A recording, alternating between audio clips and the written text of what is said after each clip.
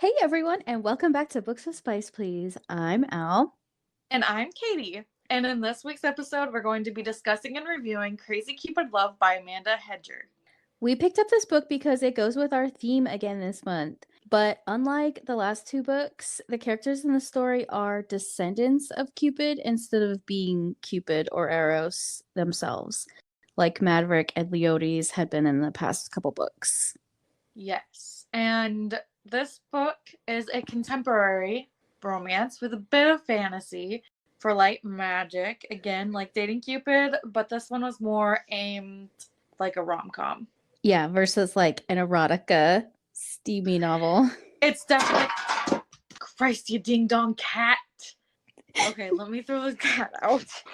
Yeah, this one has a bit of a different spice level than Dating Cupid or Soul in Darkness, but we'll get into that later. It had 416 pages in the ebook, and then the audiobook was 10 hours and 30 minutes. Did you like the narrator for that book?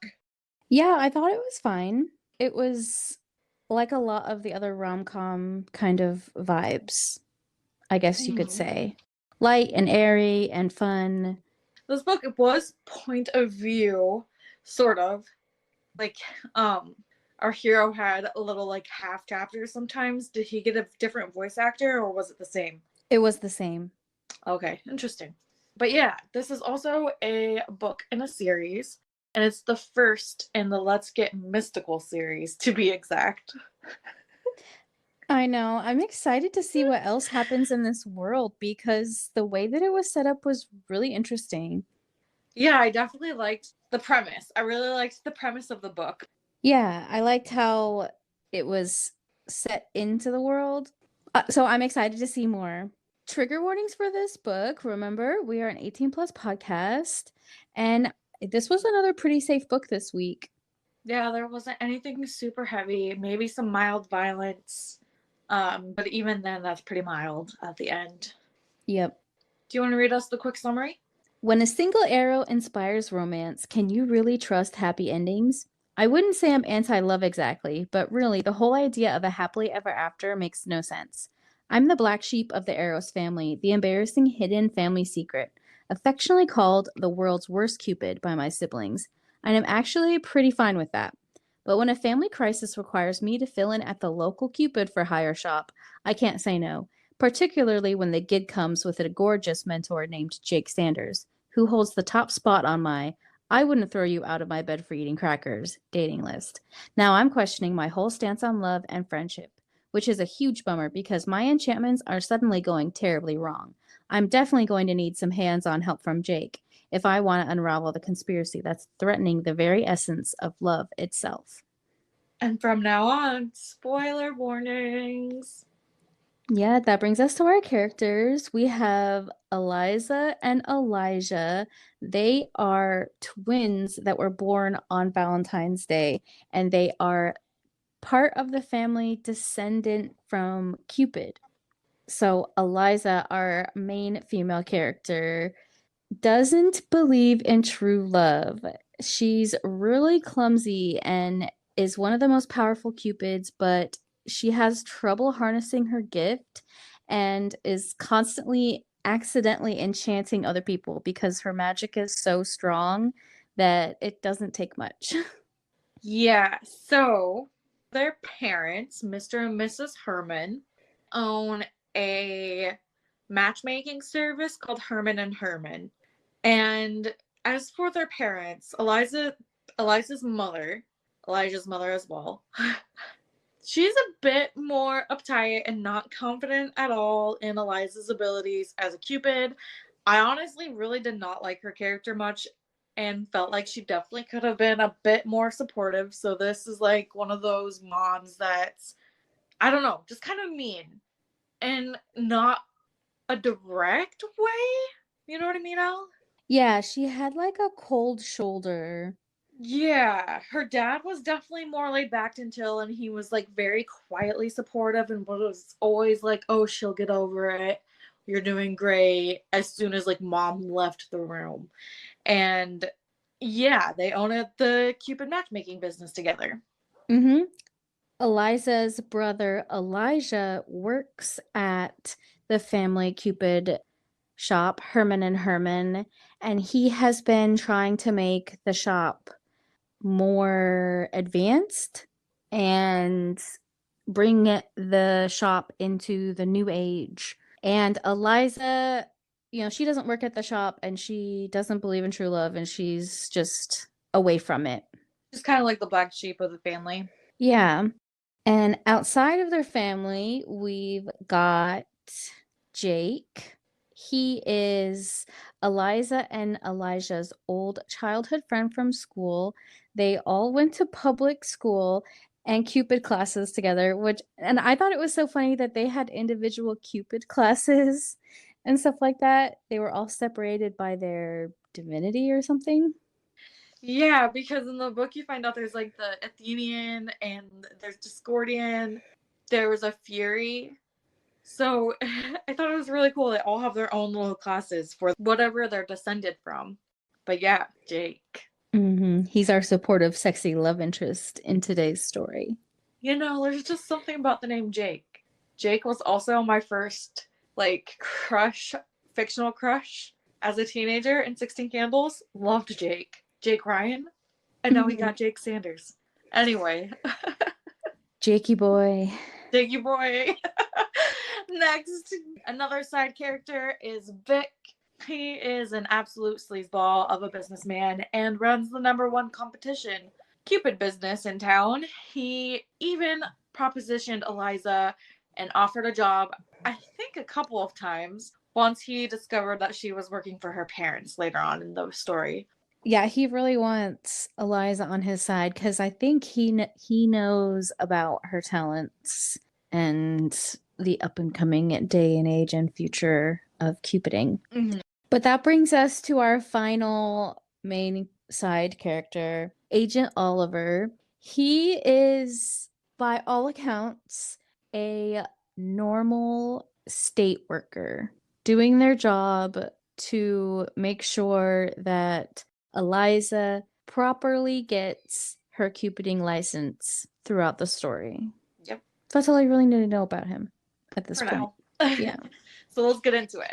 The story starts with Eliza at the store trying to find a card for her twin brother. It's their birthday. She bumps into an older gentleman and accidentally enchants him, and he has an immediate puppy dog crush on her. He's like in love with her. She lets him walk her through the store like it's a little date, and at the end he says he'd like to meet her parents next time. And it's just super cute, but she lets him down gently and explains that there won't be a next time before she heads to her parents' house to have dinner with them and her brother. Yeah, this is the first time you get to see the magic in action, and I was a little confused at first. Okay, me too. It took me a second to figure out what was going on. Yeah, I wasn't sure if he was gonna become possessive of her or something, but it was just really, really sweet and innocent, and she truly does just kind of let him down gently. He's like, next time. Yeah, I don't know about you, but I didn't read the back of the book. So I had I didn't really know anything about this book going into it. So I had no idea about what a descendant of Cupid was. And I was like, okay, so this person has powers. And it took me a minute to understand that. At their birthday dinner, we discover Eliza is not a fan of birthdays.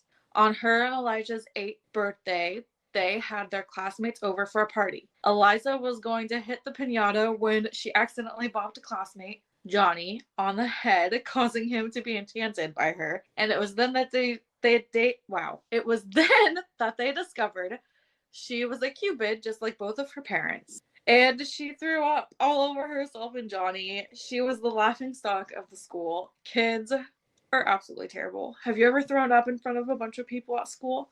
I have not. I have. It was so embarrassing.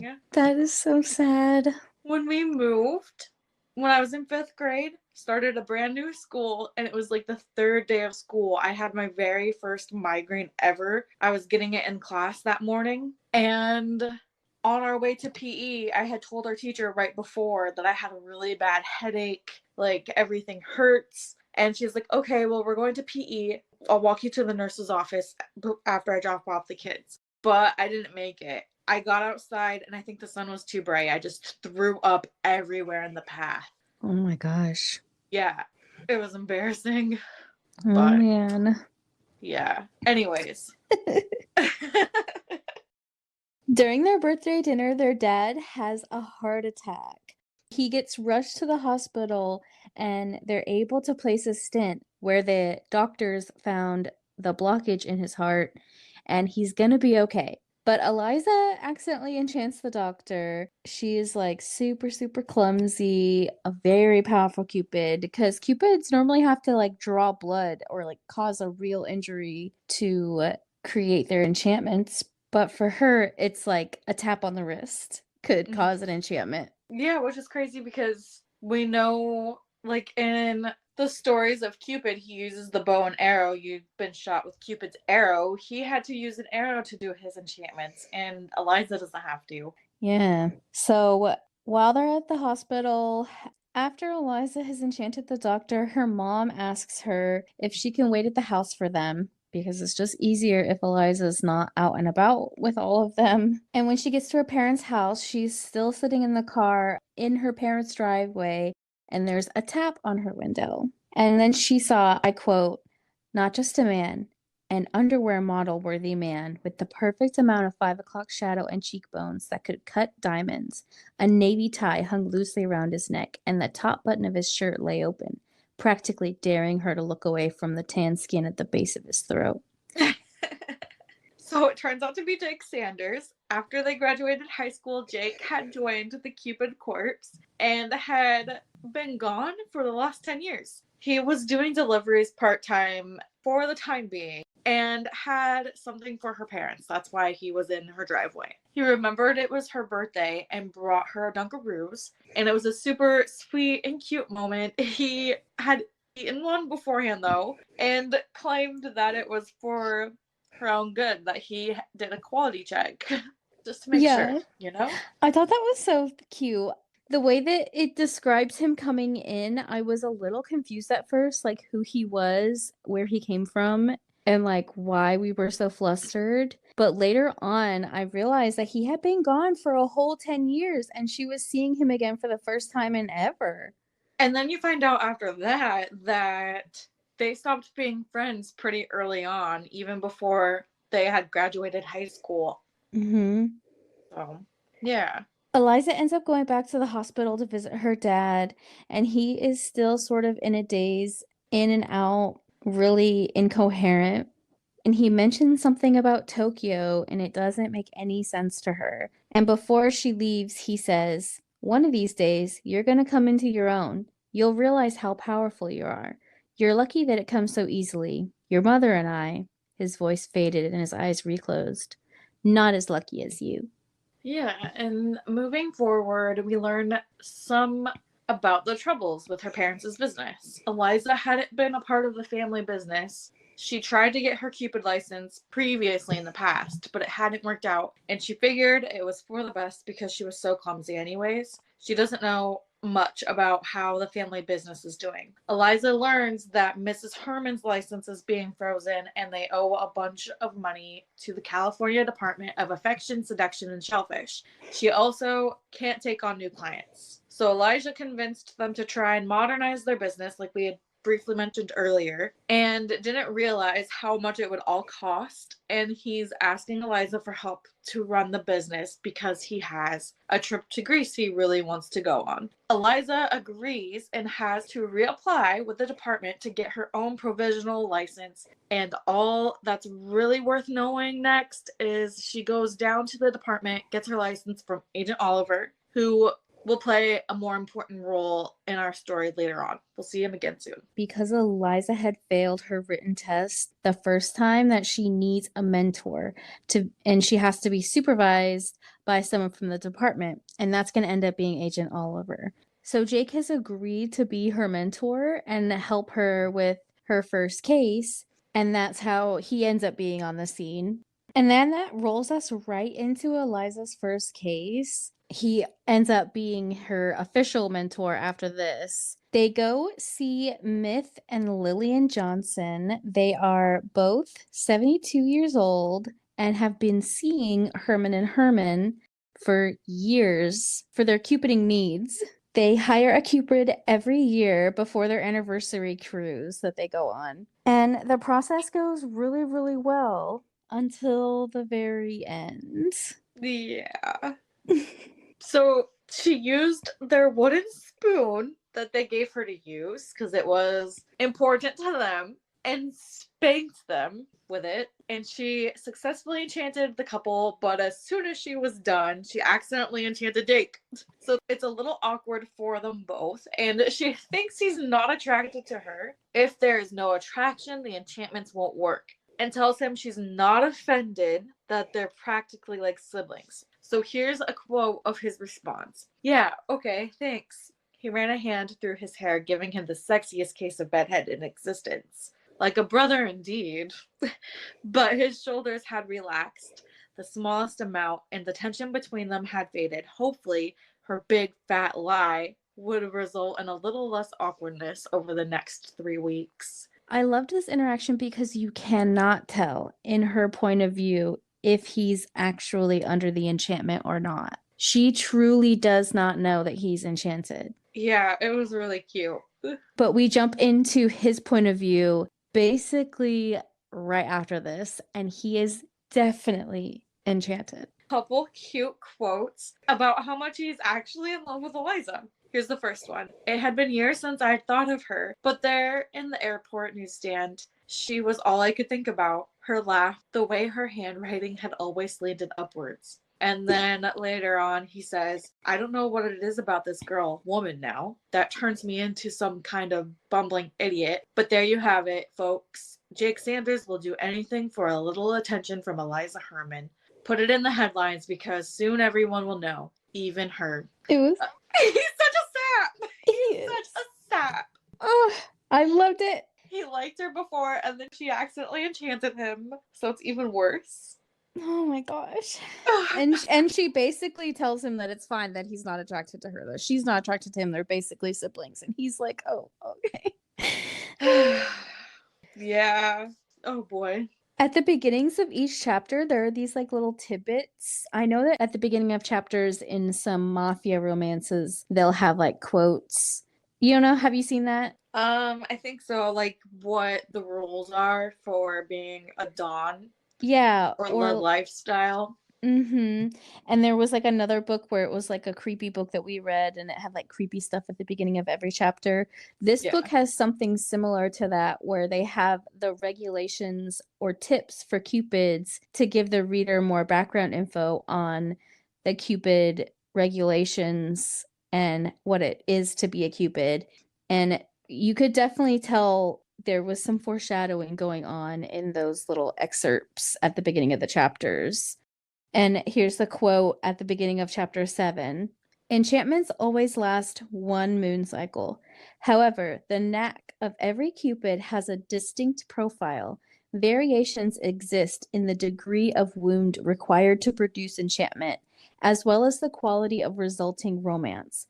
For example, Eros himself was known to produce strong desire by drawing blood. Many less powerful descendants are only able to cause a strong sense of kinship despite inflicting near-fatal wounds. Rarely a descendant's knack is so powerful in enchants without even breaking the skin. It's cool. I liked the shellfish. That shellfish bit, yeah, because they thought it was like a natural aphrodisiac. Yeah. Can't say that right. But yeah. But Jake starts officially mentoring Eliza, and he's really sweet and supportive of her Cupiding. Here's a quote. You've let your mom and all that stuff that happened when we were kids get too deep into your head. Yes, Jakey. Tell it how it is. So, Eliza's second case. Yolanda wants to find true love the quote-unquote old-fashioned way and wants to be matched with someone who understands that they can't ever tell her they were matched by a Cupid. She gives her 12 months and said that after that time period, she'll ask for a partial refund. During their meeting with Yolanda, Jake reveals that he had been enchanted after all, and she did have an effect on him. And he makes it very clear that she's the one that said they were like siblings. So.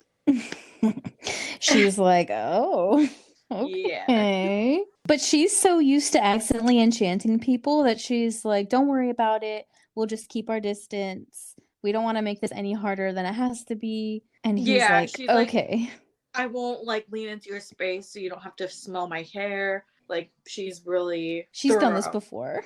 Yeah. But we get a quick detour from Eliza's second case because we have another Jake chapter, and his feelings about Eliza are so cute. We had to share more. Here's another quote. In a few weeks, it will all be over. In a few months, we'll look back on this and laugh. In a few years, we'll tell our children the story of how we fell in love, barely remember any of this. It's going to be fine. And now that Eliza knows, I can stop trying to keep secrets and free up some mental bandwidth for the important things in my life. Who else could look so adorable while working from under an Afghan? No one except Eliza. What a nerd. He's such a nerd. He's so cute. He's been enchanted. He's not himself. No, he's not. But I bet you that's also probably just partially his own personality. I know. That's the vibes he gives. It just makes it more amplified. Yeah. He's like the gamer boy, golden retriever. Mm-hmm. So yes, we're going to continue on with a detour here, and we promise we'll be right back to that second case here soon. There's just a lot of information and filler. It was hard to choose which was necessary and what could be left out. So it's a new day, and Jake is helping Eliza practice her skills with weapons. And it's necessary for many, but not Eliza, Cupids to draw a little blood to be able to enchant. And that's why a test with the weapons will be on the test Eliza must take to finalize her license. I felt like I had to say license so many times. Yeah. It's making me wonder when the next time I need to go to the DMV is. Anyways, you want to continue us? Yes. While they're there practicing, they're working with bows and arrows. It's one of the few that Eliza feels kind of not good at, right? She wasn't very good with the bow and arrow, and that's why they're practicing. But Vic shows up, and he tries to proposition her to work for him when Jake had walked away for a moment because he's got to get his head on straight because he's so full of lust.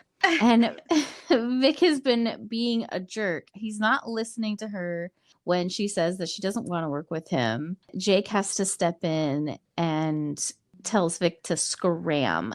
And Jake confronts Eliza, telling her not to work for Vic, that she is a threat to Vic's business because she is such a powerful Cupid. Here's the quote. You're the strongest Cupid anyone has seen in decades. Once you get better at controlling your enchantments, you're going to put us all out of business. Why would anyone pay a Cupid to draw blood when you can gently tap them and have the same effect? Damn straight. Mm-hmm. So fast forward to a conversation Eliza has with her dad, and we learn that a romantic relationship between a Cupid and their mentor is forbidden. He points out that he knew Jake had a crush on her when they were younger and just wants her to be careful. He points out that I think it was 12-year-old boy wanted to study so often. No, he wanted to see you because he had a crush on you. But I thought it was so cute. So cute. And I thought, of course, their relationship is forbidden. Yeah, of course. Got some forbidden romance in here. But have no fear, another Jake chapter is here. I absolutely love how much he loves Eliza. He's like a lovesick puppy, and the enchantments only enhance his feelings he already had for her, you know? Here's the lovely quote from his point of view. I'm falling in love with Eliza, real love, the kind that turns you inside out and upside down, shaping you into someone new, someone better. Real love, the kind that leaves a giant gaping wound when it ends, shaping you into someone new, someone half empty and hollowed. He's got it bad. He does. He knows that he's never going to be the same. So now we're finally back to the second case. We're back to Yolanda. She is a hot mess. So let's recap with Yolanda real fast. She had came in asking to be enchanted without knowing, and that whoever she will be enchanted to or with would not tell her because she wants the fantasy. So we come back to Yolanda because Jake had run into a guy named Eddie who was looking for a Cupid service, and he brought him to Eliza. He saw Yolanda in the booklet of profiles at Herman and Herman and says, damn, that's the one for him. He's totally chill with Yolanda's expectations that he won't talk about hiring a Cupid. And Eddie is getting ready to sign all of the documents when he mentions that Jake said there wasn't going to be any blood. And he says, the paperwork says blood on it, but you told me there wasn't going to be any blood. And they assure him that it's just the regular paperwork and that Eliza does not have to draw blood. And she knew that Jake was like bragging about her. She loved that. Here's a quote. Eliza is the only Cupid in thousands of miles who can perform an enchantment without drawing blood, Jake said. The paperwork is just standard. Such a brag. I know. And Eddie's like, okay, sweet, good. I definitely want to do this. this. Big guy does not want to see his blood. No. This macho man. So here's their plan. They convinced the grocery store manager, Helen, to let them deliver Yolanda's groceries. Eliza was told that she gets groceries delivered every Tuesday. In return, Eliza is going to meet with Helen and try to help her with whatever issue she's having. They get Agent Oliver to observe and fill him in on the whole ordeal of Yolanda not knowing because he is supposed to be supervising her cases before she gets her license. So Eliza sneaks onto the porch and Eddie delivers Yolanda's groceries. She's able to secretly enchant them without Yolanda noticing, and it's a success. Yes, it goes without a hitch.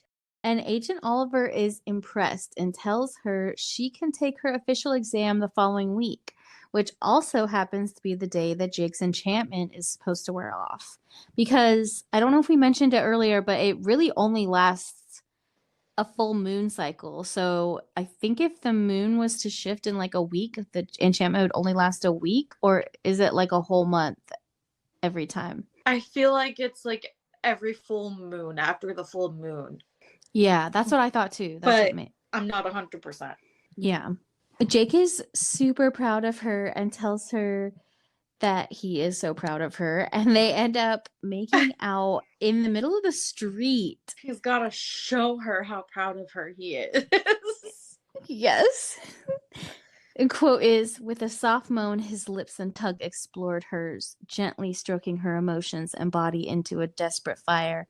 The kiss was exactly what she'd imagined it would be, but also better, so much better, possibly because, until this very moment, she hadn't been able to conceive of a kiss that felt like this, like melting and being reformed, like being set aflame and covered in goose flesh, like completely and totally losing herself in someone else. It's wonderful, but it's not, because Agent Oliver saw them in his rearview mirror and they make eye contact with him before he drives off. So they know that he definitely saw them kissing. And it's against the rules. Yep. And Eliza really needs her Cupiding license so she can continue to help her family's business that is currently in like almost $20,000 in debt to the government in business fees. So yeah, it's no good. No good at all. It's got to get going. She's got to do this. But Eliza goes home. She's horny as hell still from the little makeout session and runs a bath and starts masturbating to thoughts of Jake. Here's a little snippet of her fantasy she has before her mother interrupts her. I quote, Eliza, he growled in her ear before dipping his head lower and lower and even lower until his mouth and hands worked her like putty, building her up to something almost complete before bringing her back down. I've been wanting to do this since you pulled into the driveway that night, he said, to taste you, touch you, feel you come around me. Fuck me, she whispered. That was all fantasy. No, that was real. She had a really active imagination. She really did. I was like, damn, this is some incredible imagination. This is a really in-depth fantasy here. Yeah, I think she had the shower head Or and something. everything. Yeah. But we move on to Eliza's third case with Helen, the grocery store manager. So, in order to get groceries delivered to Yolanda, she had to make an agreement with Helen. And Helen comes into the office to get her favor, and she brings a mandroid named Jacques. He looks exactly like Jake. He and Helen had only gone on one date a few years ago, but they didn't have very much chemistry. And Helen bought the mandroid not long after their date. She had a hard time getting her mandroid turned on. Wink, Do you wink, get it? you get it? And wants Eliza to enchant him. But Eliza is not able to enchant technology. She tries explaining that to Helen, but Helen is not taking no for an answer. She needs her Jacques fixed. She's very lonely without her android man. She claims that all Jacques is good for these days is playing Egg Salad Saga, which is a video game. I just can't. Eliza ends up having to use Jacques' penis as a joystick to control his tummy screen to figure out what's wrong with him. And when Jake comes back in, it looks like Eliza is giving the mandroid a hand job. And after some tapping around and all that on this mandroid's fake penis, he seems to come back to life and is turned on and ready to go with Helen. And Jake isn't convinced that she somehow did not enchant, even though it's not supposed to be possible. Yeah. That whole scene was hilarious. I enjoyed it quite a bit. It was so funny, a little bit awkward for Jake, and I loved how embarrassed he was. Anyways, so it's time for Eliza to take her final test, and she ends up passing. There's one weird part, though, where Jonathan, the boy she enchanted at her party when she was 8, was at the weapons part of the exam, and he lets her know that the department told him to make Eliza sound scary to the couple she was supposed to enchant. And it turned out it was to see if she'd put her own interest above the client's who changed their mind. And she did not, so she ended up passing that part of the test. Yeah, they were like, we want to make sure that you're not going to do something that's in your best interest and not what would the client would want or be the, Yeah, it unethical. definitely seemed sketchy though. Yeah, she said the whole test wasn't like the normal test. Yeah. Jake and Eliza go to Dionysus at the Angoria to celebrate her passing the test. It's the end of the moon cycle at midnight, and she has no reason to doubt Jake's feelings for her any longer, and things get sexy. Here's some quotes from their first time together. It doesn't matter that the enchantment is over. I still want you, mentally, emotionally, physically. I want you curled up on the couch next to me, watching old game shows. I want you leaving a toothbrush in my apartment. I want you calling me first when Ron Weasley decides to crap out. And then the scene continues on with, I quote, "You're going to come in my living room, and then in my bed, and then in my shower. And if you can manage to walk after that, I'm going to make you come in my kitchen." I wasn't kidding about the kitchen table thing. Did I mention you're fucking perfect? He asked, hauling her up and tossing her over his shoulder. His palm smacked lightly against her bottom before he carried her into his bedroom and tossed her onto his mattress. Lie down, Herman. We got work to do. What a nerd. You think that's nerdy? Yeah, the way he said that, I don't know. I just picture him as a big nerd. I can't take him seriously. So, just kidding. That's all you get because Jake doesn't have condoms, and their time is coming soon. I thought it was so sweet that they were going to be so safe. I know. I appreciated that. Like, oh, no condoms, fine. Although it would have been hot if he tried to pull out. But then we might have that surprise pregnancy. I don't know. Anyway. That is not this book. No, not in this book. They do get into a discussion while cuddling about love, and we've discovered that Liza doesn't believe in love that they, quote unquote, sell, but Jake does. She caught her mom having an affair with a man when she was in high school, and it disturbed her view of love ever since. Yeah. Which makes sense. Yeah. It happens. I mean, you see that and you're like, we're Cupids and we also make people fall in love. Mm-hmm. Nah, not real. So after this point, every single case that Eliza had been working on for her test starts to reverse, and none of the couples are happy anymore. Lily and Mitch are fighting, dishes are being thrown. He has to go stay somewhere else even for a few days because they want a divorce.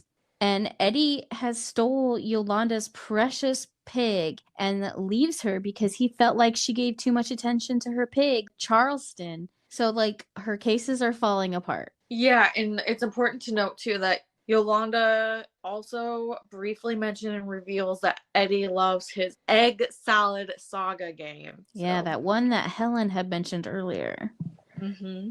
And Eliza can't help but feel it's all her fault somehow, and Jake tries to reassure her that it isn't, but agrees to go to the library to try and help her figure out if anything like this has happened to a Cupid before. Eliza meets Jake's aunt at the library when they are researching her troubles as a Cupid. They're researching troubleshooting spells, side effects, and she's just kind of trying to be discreet. Jake is standoffish with his aunt, running away when she comes over to talk to them. And the librarian aunt suggests being in a relationship with Eliza would ruin Jake's life. Eliza is suddenly worried how she would impact his image because Jake wants to be in the government. Mm-hmm. And his aunt says, I quote, "Excellent. Just be sure to end things between the two of you before it's too late. Heartbreaks are such nasty inconveniences." So she's pretty bummed. Yeah, she doesn't want Jake to sacrifice anything for her. I know. It's like they have to end things before they even really had a chance to start them. Later that day, Helen shows up because she's having issues with Jacques again.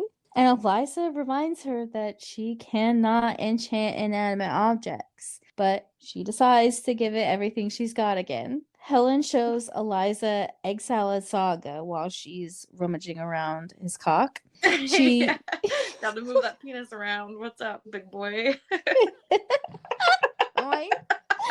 She has to use it as a joystick to play Egg Salad Saga. And an ad plays. It's for Vic's dating Cupid service. And it's then that it occurs to Eliza that Vic Van Love might have made this game and that he could be messing up Cupid enchantment magic with this game somehow, making people go back for more enchantments more often, causing demand to be higher. When people play his game, it resets their hormones. It's on cruise ships, phones, and on the Mandroid even. It is like the equivalent to what Candy Crush was back in the day. Yeah, I got that vibe too. People were like really into it. Obsessed. Oh my god, my mom, she was so high up there in the levels. It was incredible. I love Candy Crush. I still play it. You do? I haven't played it in so long. That reminds me of the Disney emoji game. I'm gonna download that after we're done with this.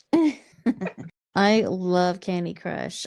But Egg Salad Saga, Eliza is thinking there might be techno-cupids that had created this game to reverse enchantments, and that Vic Van Love might be behind all of it because the ads that play on the app are all for Vic Van Love.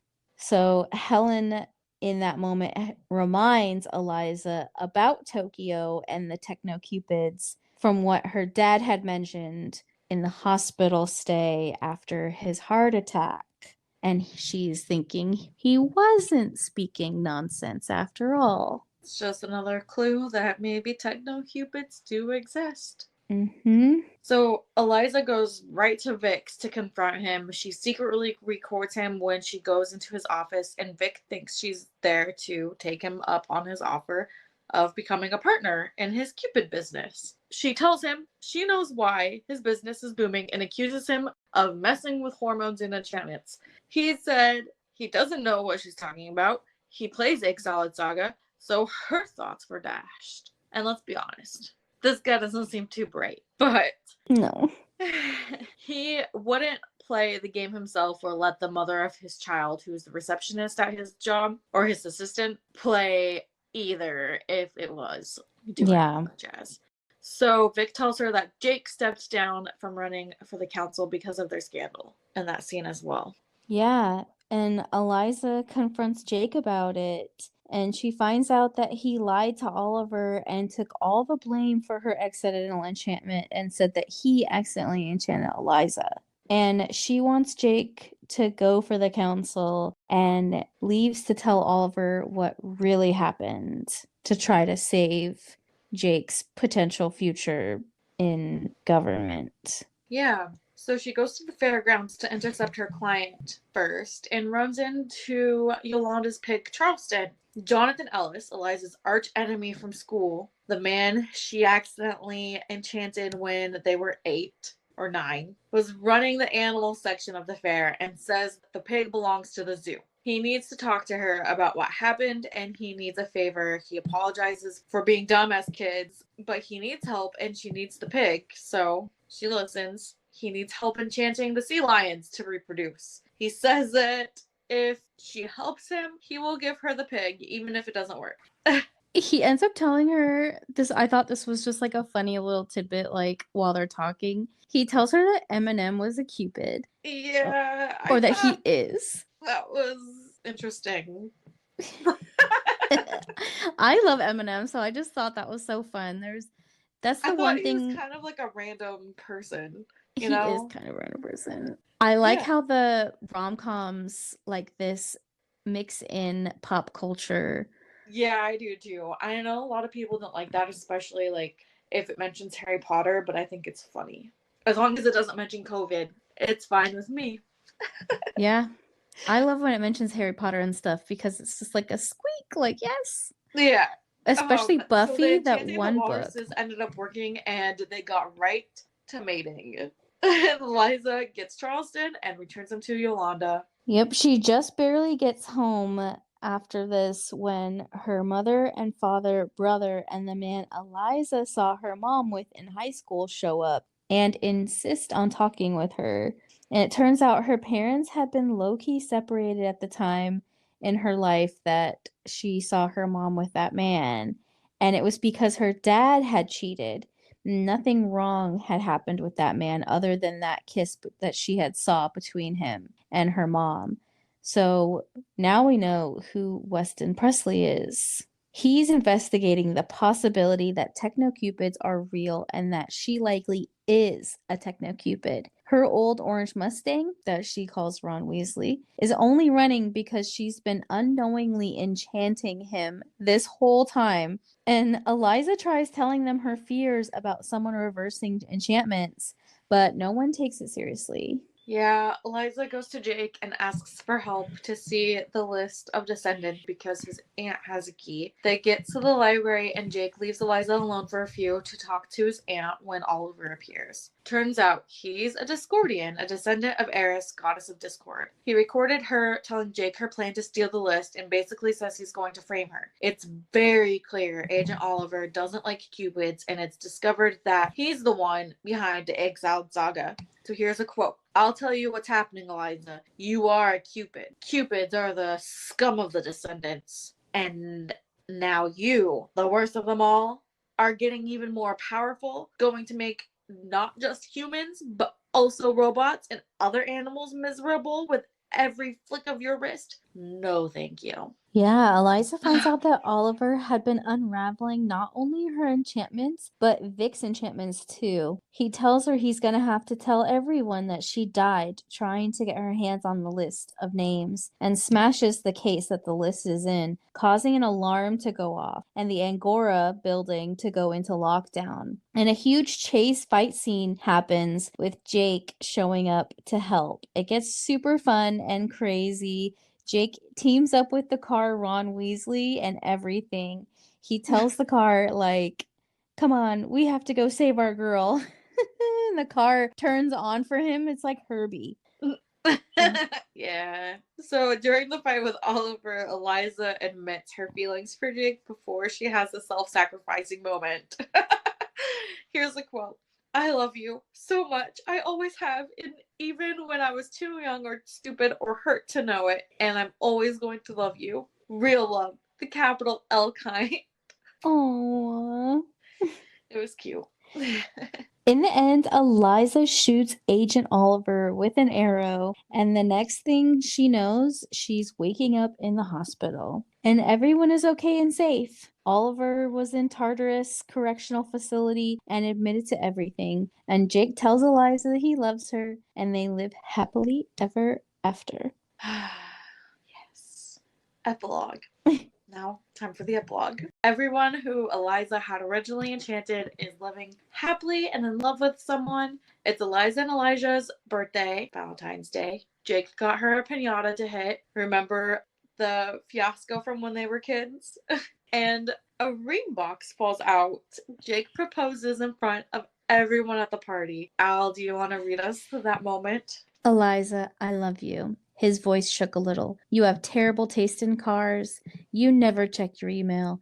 And you don't squeeze the toothpaste from the bottom of the tube. She laughed with tears in her eyes. Big, fat, happy ones. This is the worst proposal ever. And you never let me finish what I'm saying without making a smart-ass remark. His shoulders relaxed a bit, and he gave her a full, wide grin. But I still love you. Capital L love you. I'm gonna love you tomorrow, and I'm gonna love you 10 years from now. I, capital L, love you too, she whispered. Will you marry me? Absolutely I will. She dropped to her knees, desperate to be in his arms, and dropped the bat in the process. Do, do, do, do, do, do, do. That's the end of our book. So, Al, do you think he's a book boyfriend, husband, garbage can, book daddy? I thought he's a good book boyfriend. Yeah, he's pretty cute. He's adorable. He was super sweet. Did we ever get to really find out if he fucks or if he just fucks? We didn't get to find out if he fucks. Yeah, it's pretty sad. We just know that he's super sweet and that he's going to make her come everywhere. So that's good, though. Yeah. Take care of her. He's going to take care of that part for sure. Yeah. I thought he was a good book boyfriend, too. What was the spice rating you gave it? I gave it a 1.5 pepper. Yeah, we never got that good sexy scene. Yeah, I think we got teased a bit with her masturbating. We did. We got teased. This whole book was a tease. But it was cute. What did you rate it? It was cute. So, star-wise, I gave it a 3.5 star. I really liked the premise. I liked the characters. I wasn't super attached to the characters. I thought they were fine. I liked them enough. But I just felt like there was way too much extra happening that didn't necessarily need to be in there. Yeah, it bounced around a lot. It did. So I think that's what kept it from a 4-star for me. Yeah, that's fair. I had rated it a 4-star. I think for me it's a solid 4-star. Yeah, it was cute though. It was really cute. And I thought the premise was pretty unique of everybody being like descendants of the gods. So it'd be interesting to hear how the other stories are and what other kind of descendants are and their traits. Yeah, I'm definitely interested to see more as well. Mm-hmm. I think that kind of sums it up though. That wraps up our story for the week.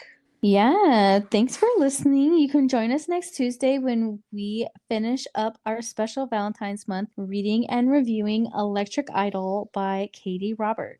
We are live on Instagram Friday nights for a Friday Night Spice at 6 p.m. Pacific Standard Time, 9 p.m. Eastern Standard Time every Friday when we talk about this week's podcast with you all. Be sure to like, comment, subscribe, and do all the engagement things. Talking with y'all and seeing what you think about these books and topics is why we are here. And don't forget, you can also find us on TikTok, Facebook, anywhere you can find the podcasts. The WeedTube, YouTube, we be there. We are there. Yeah, we are. Just take a look.